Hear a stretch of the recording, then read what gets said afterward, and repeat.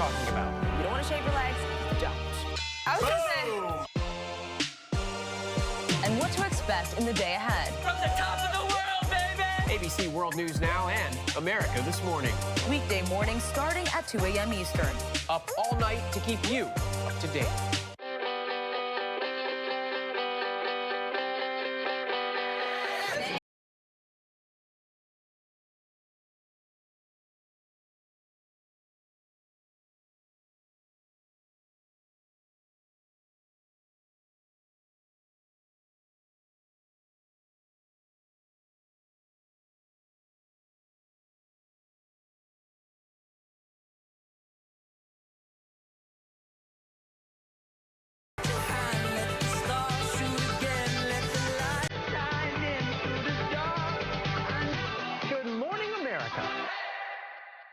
This is what being live is all about. This is ABC News Live. All right, we're gonna move out. Let's move out. We're surrounded by people squeezing into this bomb shelter. We're on an urgent delivery run. Not afraid to go there. So my question, Mr. President, what are you so afraid of? Breaking news, live events. This is the moment. Streaming straight to you, anytime, anywhere. You just met one friend right here. You're watching ABC News Live. Thanks for streaming with us. Right now, with so much at stake, Sunday mornings, this is the place. Taking on all the tough questions. Straightforward reporting. No spin, no hype, no bull. See why Sunday mornings, more and more Americans are now turning first to ABC's This Week with George Stephanopoulos. Welcome to This Week.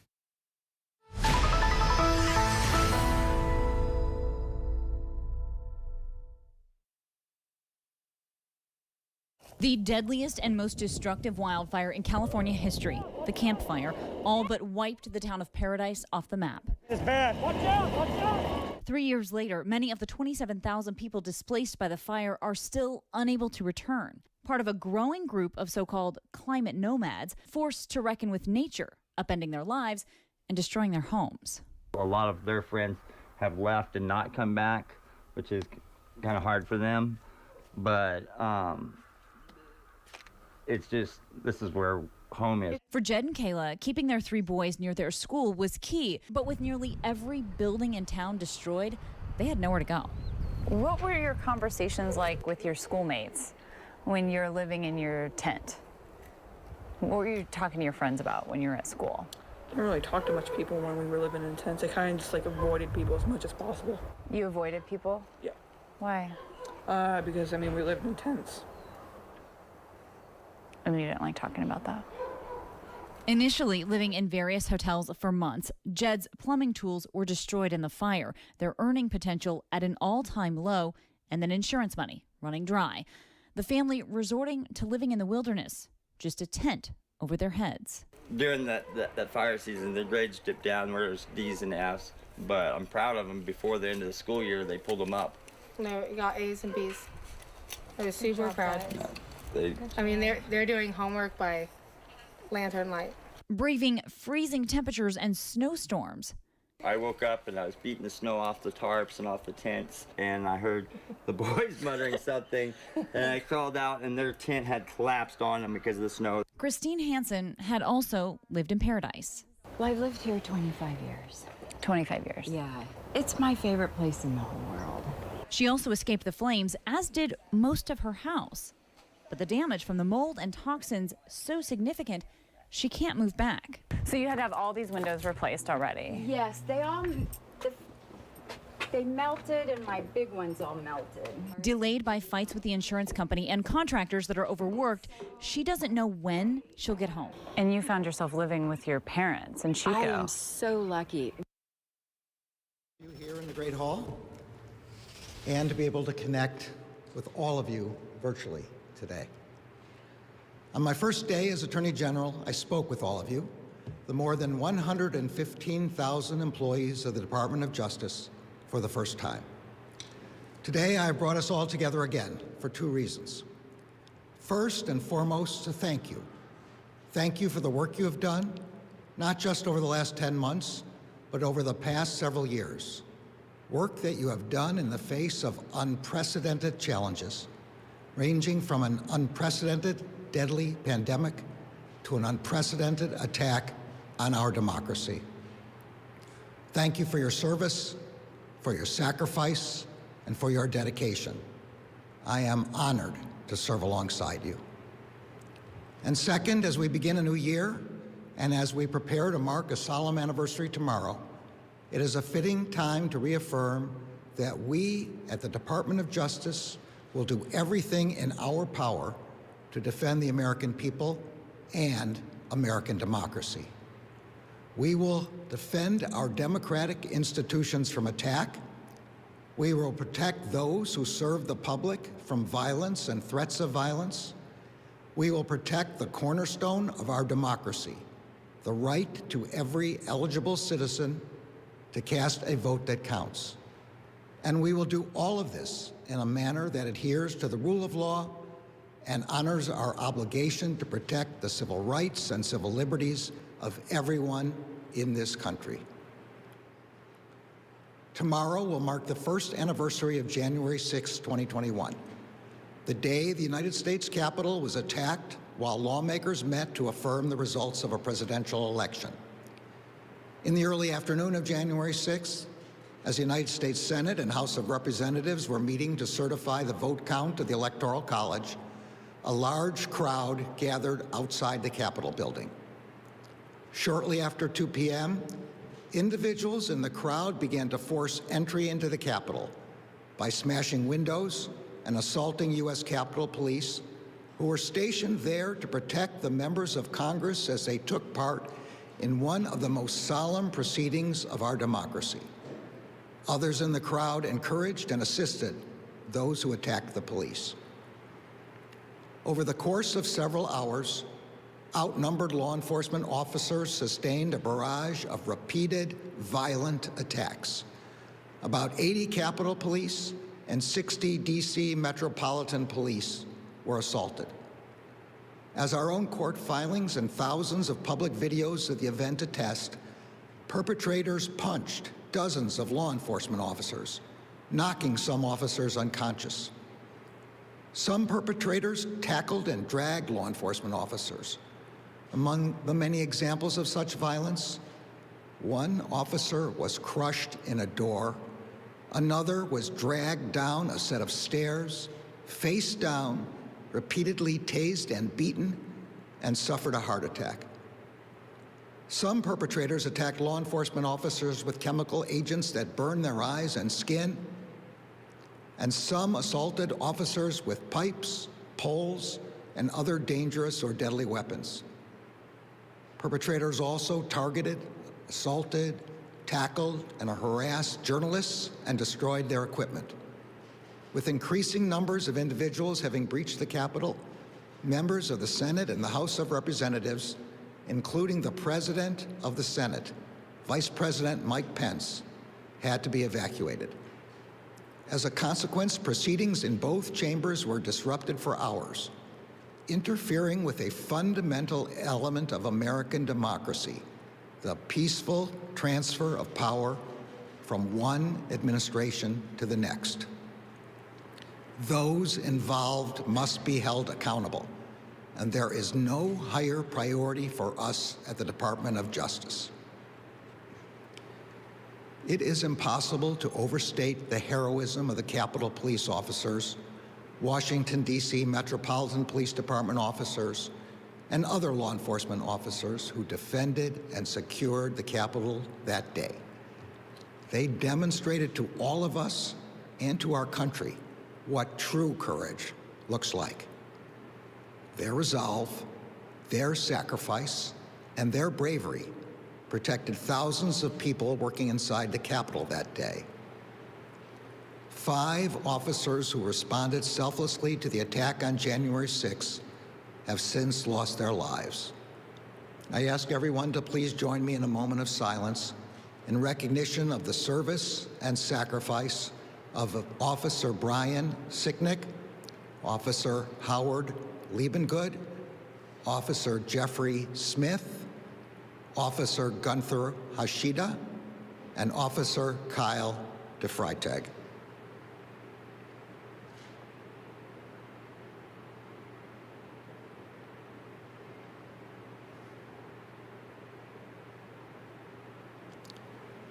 I know I speak for all of us in saying that tomorrow, and in our work in the days ahead, we will not only remember them, we will do everything we can to honor them. In the aftermath of the attack, the Justice Department began its work on what has become one of the largest, most complex, and most resource-intensive investigations in our history. Only a small number of perpetrators were arrested in the tumult of January 6th itself. Every day since, we have worked to identify, investigate, and apprehend defendants from across the country. And we have done so at record speed and scale in the midst of a pandemic during which some grand juries and courtrooms were not able to operate. Led by the U.S. Attorney's Office for the District of Columbia and the FBI's Washington Field Office, DOJ personnel across the department in nearly all 56 field offices, in nearly all 94 United States Attorney's offices, and in many main justice components have worked countless hours to investigate the attack. Approximately 70 prosecutors from the District of Columbia and another 70 from other U.S. Attorney's offices and DOJ divisions have participated in this investigation. So far, we have issued over 5,000 subpoenas and search warrants, seized approximately 2,000 devices, poured through over 20,000 hours of video footage, and searched through an estimated 15 terabytes of data. We have received over 300,000 tips from ordinary citizens who have been our indispensable partners in this effort. The FBI's website continues to post photos of persons in connection with the events of January 6th, and we continue to seek the public's assistance in identifying those individuals. As of today, we have arrested and charged more than 725 defendants in nearly all 50 states and the District of Columbia for their roles in the January 6th attack. In charging the perpetrators, we have followed well-worn prosecutorial practices. Those who assaulted officers or damaged the Capitol face greater charges. Those who conspired with others to obstruct the vote count also face greater charges. Those who did not undertake such conduct have been charged with lesser offenses, particularly if they accepted their responsibility early and cooperated with the investigation. In the first months of the investigation, approximately 145 defendants pled guilty to misdemeanors, mostly defendants who did not cause injury or damage. Such pleas reflect the facts of those cases and the defendant's acceptance of responsibility, and they help conserve both judicial and prosecutorial resources so that attention can properly focus on the more serious perpetrators. In complex cases, initial charges are often less severe than later charged offenses. This is purposeful, as investigators methodically collect and sift through more evidence. By now, though, we have charged over 325 defendants with felonies, many for assaulting officers, and many for corruptly obstructing or attempting to obstruct an official proceeding. 20 defendants charged with felonies have already pled guilty. Approximately 40 defendants have been charged with conspiracy to obstruct a congressional proceeding and/or to obstruct law enforcement.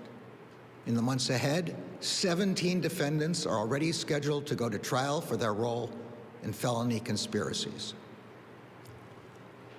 A necessary consequence to the prosecutorial approach of charging less serious offenses first is that courts impose shorter sentences before they impose longer ones. In recent weeks, however, as judges have sentenced the first defendants convicted of assaults and related violent conduct against officers, we have seen significant sentences that reflect the seriousness of those offenses, both in terms of the injuries they caused and the serious risk they posed to our democratic institutions. The actions we have taken thus far will not be our last. The Justice Department remains committed to holding all January 6 perpetrators at any level accountable under law, whether they were present that day or were otherwise criminally responsible for the assault on our democracy. We will follow the facts wherever they lead. Because January 6 was an unprecedented attack on the seat of our democracy, we understand that there is broad public interest in our investigation. We understand that there are questions about how long the investigation will take and about what exactly we are doing. Our answer is, and will continue to be, the same answer we would give with respect to any ongoing investigation. As long as it takes, and whatever it takes, for justice to be done consistent with the facts and the law. I understand that this may not be the answer some are looking for, but we will and we must speak through our work. Anything else jeopardizes the viability of our investigations and the civil liberties of our citizens. Everyone in this room and on these screens is familiar with the way we conduct investigations, and particularly complex investigations. We build investigations by laying a foundation. We resolve more straightforward cases first because they provide the evidentiary foundation for more complex cases. Investigating the more overt crimes generates linkages to less overt ones. Overt actors and the evidence they provide can lead us to others who may also have been involved. And that evidence can serve as the foundation for further investigative leads and techniques. In circumstances like those of January 6, a full accounting does not suddenly materialize. To ensure that all those criminally responsible are held accountable, we must collect the evidence. We follow the physical evidence. We follow the digital evidence. We follow the money. But most important, we follow the facts. Not an agenda or an assumption. The facts tell us where to go next. Over 40 years ago, in the wake of the Watergate scandal, the Justice Department concluded that the best way to ensure the department's independence, integrity, and fair application of our laws, and therefore the best way to ensure the health of our democracy, is to have a set of norms to govern our work. The central norm is that in our criminal investigations, there cannot be different rules depending on one's political party or affiliation. There cannot be different rules for friends and foes, and there cannot be different rules for the powerful and the powerless. There is only one rule. We follow the facts and enforce the law in a way that respects the Constitution and protects civil liberties. We conduct every investigation guided by the same norms, and we adhere to those norms even when, and especially when, the circumstances we face are not normal. Adhering to the department's long-standing norms is essential to our work in defending our democracy, particularly at a time when we are confronting a rise in violence and unlawful threats of violence in our shared public spaces and directed at those who serve the public. We have all seen that Americans who serve and interact with the public at every level, many of whom make our democracy work every day, have been unlawfully targeted with threats of violence and actual violence. Across the country, election officials and election workers, airline flight crews, school personnel, journalists, local elected officials, U.S. senators and representatives, and judges, prosecutors, and police officers have been threatened and/or attacked.